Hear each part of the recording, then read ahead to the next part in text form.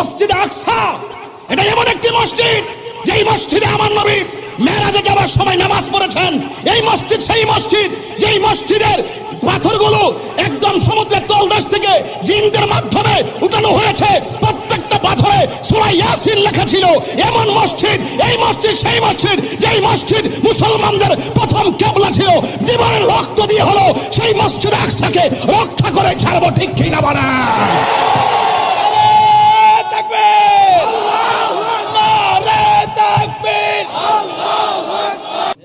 এবার মিল্লামিশা চলেন, সবাই মিল্লামিশা লন, আমরা ফিলিস্তিন যাই।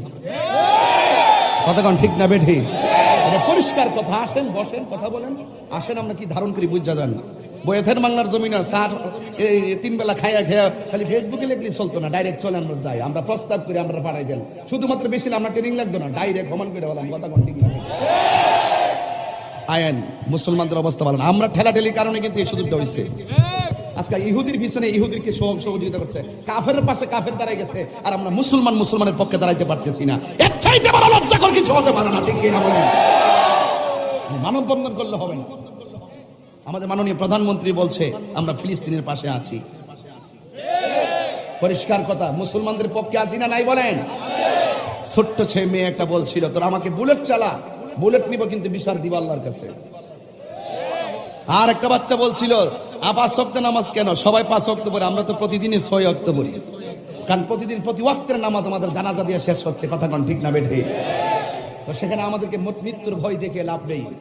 ইসরায়েলের গুন্ডা বাহিনীরা, বাদামিমার বাচ্চারা ফিলিস্তিনের মধ্যে আইসা মাপ চাইয়া বাপ ডাইকা জায়গা নিয়া এখন বলতেছে ফিলিস্তিনরা অবৈধ, তারা বলে বৈধ। এটা কি মেনে নেওয়া যায়?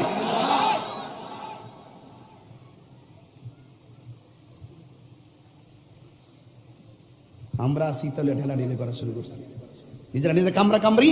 আজকে এই অবস্থা। ওরা তাদেরকে সাম্রাজ্যবাদীদেরকে, ওই কাফেররা প্রোটেকশন দিচ্ছে অস্ত্র দিয়া।